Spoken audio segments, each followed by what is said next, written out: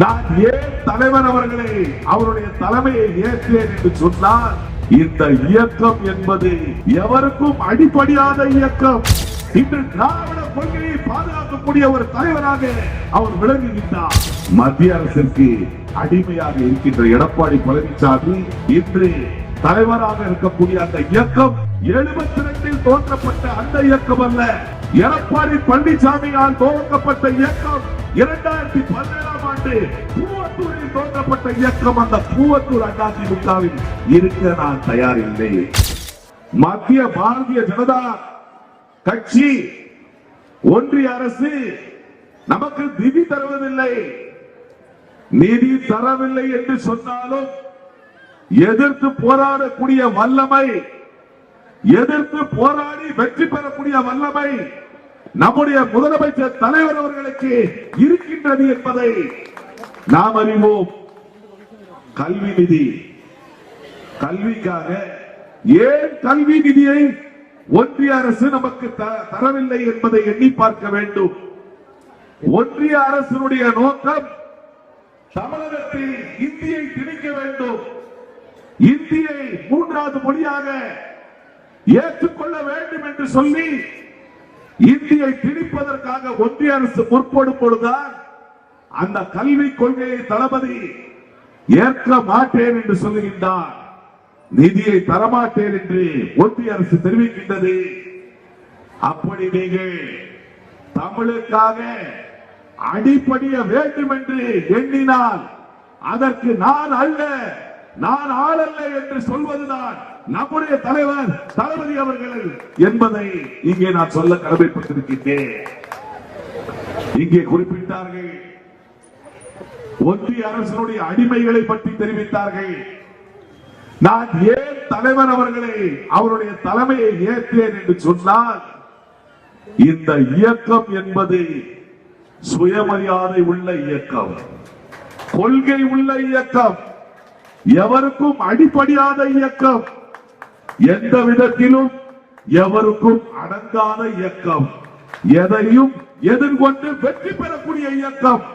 இப்படிப்பட்ட இயக்கத்தில் தான் சேர வேண்டும் என்று சொல்லி 4 ஆண்டுகளாக நான் எதிர்கட்சி உறுப்பினராக அதிமுக சார்பில் தேர்ந்தெடுக்கப்பட்டு சட்டமன்றத்தில் நான் பேசும்போது கூட நான் எந்த கோரிக்கையை கேட்டாலும் தலைவர் அவர்கள் சொன்னதெல்லாம், நான் எல்லா மக்களுக்கும் முதலமைச்சர், உங்களுடைய தொகுதிக்கும் நான் முதலமைச்சர், கேட்டதை கொடுப்பேன் என்று சொல்லி கொடுத்த முதலமைச்சர் தான் தலைவர் என்பதை எண்ணிதான் 4 ஆண்டு காலம் சட்டமன்றத்தில் நம்முடைய ஒரு சம்பவம், இங்கே இந்த மாவட்ட நம்முடைய தொகுதியினுடைய சட்டமன்ற உறுப்பினர் சபாநாயகர் பல வாய்ப்புகளை எனக்கு கொடுத்திருக்கின்றார். அவருக்கு அவருடைய தொகுதியில் நன்றி சொல்ல நான் கடமைப்பட்டிருக்கின்றேன்.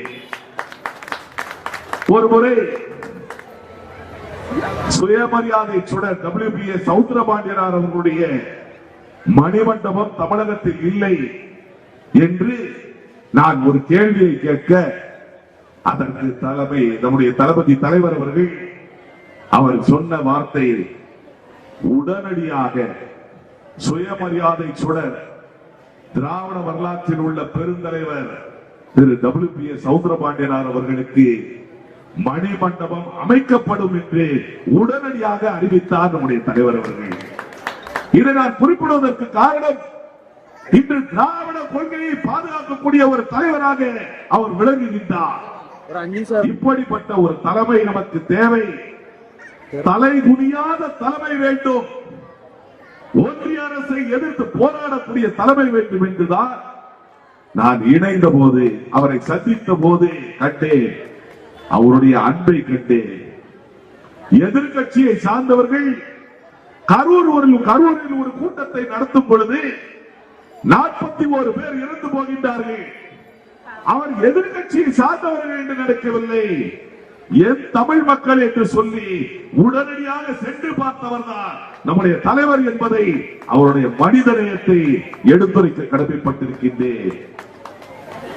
ஏன் அதிமுகவினுடைய பொதுச் செயலாளராக இருக்கக்கூடிய எடப்பாடி பழனிசாமியை விட்டு தலைவரிடம் வந்தீர்கள் என்று கூட எண்ணக்கூடும். ஒரு வரலாற்றை சொல்ல கடமைப்பட்டிருக்கின்றேன். 1976 ஆண்டு மிசா சட்டத்தில் அதை எதிர்கொண்டு இருக்கின்ற தலைவர் நம்முடைய தலைவர். அதே நேரத்தில் 1986 ஆண்டு எடப்பாடி பழனிசாமி சிலுவம்பாளையம் என்ற தன்னுடைய சொந்த பஞ்சாயத்தில் தோற்றவர். 86 ஒரு பஞ்சாயத்து தேர்தலில் தோற்ற எடப்பாடி பழனிசாமிக்கு 76 மிசா சட்டத்தில் கைது செய்யப்பட்ட போது எதிர்கொண்டு நின்ற தலைவர் எங்கே?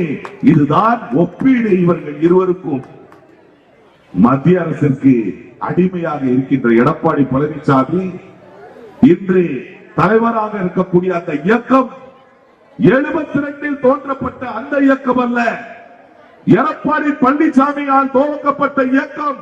2017 ஆண்டு கூவத்தூரில் தோன்றப்பட்ட இயக்கம். அந்த கூவத்தூர் அதிமுகவில் இருக்க நான் தயார் இல்லை. அப்படிப்பட்ட சூழ்நிலையில் தான் திராவிட மாடல் அரசு.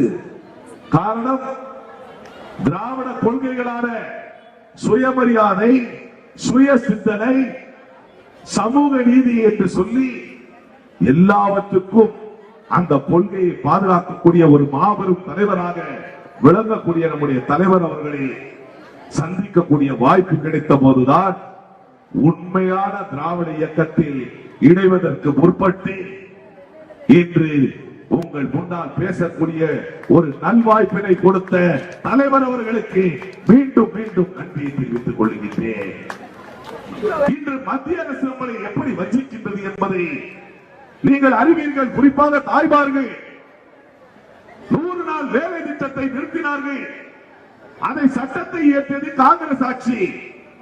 அந்த 100 நாள் வேலை திட்டத்தை முழுமையாக ரத்து செய்துவிட்டு அதில் எதிர்காலத்தில் பங்களிப்பு மாநில அரசு 40% கொடுக்க வேண்டும் என்று சொல்லி இப்பொழுது அறிவித்திருக்கின்றார்கள் மத்திய அரசு. இன்று வேலை வாய்ப்பை இழக்கக்கூடிய ஒரு சூழ்நிலையை மத்திய அரசு நமக்கு குறிப்பாக ஒவ்வொரு கிராமத்தில் உள்ள தாய்மார்களுக்கும் ஏற்படுத்தியிருக்கின்றது. எனக்கு முன்னாலே அண்ணன் ஞான திரவியம் அவர்கள் ஒன்றை குறிப்பிட்டார்கள். இன்று அமெரிக்காவோடு சேர்த்து ஒரு ஒப்பந்தத்தை இன்று நம்முடைய ஒன்றிய அரசு போட்டிருக்கின்றது. இதனால் என்ன பாதிப்பு என்பதை நீங்கள் அறிய வேண்டும். ஒன்றிய அரசு அமெரிக்காவோடு போடப்பட்டிருக்கின்ற அந்த ஒப்பந்தத்தில் இனிமேல் நவீன முறையில் உள்ள அமெரிக்காவில் உள்ள விவசாய பொருட்கள் 45 லட்சம் கோடிக்கு இந்தியாவுக்குள் வரப்போகின்றது. அப்படி இந்தியாவுக்குள் அந்த 45 லட்சம் கோடி வர்த்தகம் விவசாயத்திலும் எரிசக்தியிலும் ஏற்பட்டால் நம்முடைய விவசாயம் முழுமையாக அழியக்கூடிய சூழ்நிலை ஒன்றிய அரசு ஏற்படுத்தியிருக்கின்றது. எரிபொருள் எண்ணெய் இனிமேல் இந்தியா அமெரிக்காவை தவிர வேறு எங்கேயும் வாங்க முடியாது. அதுதான் இப்பொழுது ஒன்றிய அரசு போட்டிருக்கின்ற அந்த ஒப்பந்தம். அமெரிக்காவிடமிருந்து நாம் எண்ணெய் வாங்கவில்லை என்று சொன்னால் உடனே வரி, அதையும் ஒன்றிய அரசு ஏற்றுக்கொண்டிருக்கின்றது. இப்படி இந்திய அரசு முற்றிலுமாக அமெரிக்காவுக்கு அடிப்படைக்கூடிய ஒரு சூழ்நிலை இன்று ஏற்பட்டிருக்கின்றது. தமிழகத்தில் எடப்பாடி முழுமையாக பிஜேபிக்கு அடிப்படைக்கூடிய சூழ்நிலையை அவர் ஏற்படுத்தியிருக்கின்றார். இப்படி இந்த சூழ்நிலையை ஏற்படுத்தியிருக்கின்ற இவர்கள் தமிழகத்தில் ஆட்சிக்கு வர வேண்டுமா? வர முடியுமா? கருத்து கணிப்புகளை பார்த்திருப்பீர்களே. இன்று இந்த தேதியில் தேர்தல் வைத்தால் திராவிட முன்னேற்ற கழகம் 13% வித்தியாசத்தில் வெற்றி பெறும் என்பதுதான் இன்றைய நிலவரம். இன்று நடைபெற்றுக் கொண்டிருக்கின்றது. எல்லா இடங்களிலும் பெரியோர்களும் தாய்மார்களும் பார்த்திருப்பீர்களே, மாநாடுகள், மாணவர் மாநாடு, இளைஞர் மாநாடு, இன்று மார்ச் 8ஆம் தேதி திருச்சியில் மாநாடு. இப்படி தொண்டர்களை ஒருங்கிணைத்து இன்று அடித்தளம் வரை இருக்கின்ற ஒரே இயக்கம் திராவிட முன்னேற்ற கழகம் என்பதை நாம் அனைவரும் அறிவோம். இதுதான் தலைவருடைய அணுகுமுறை.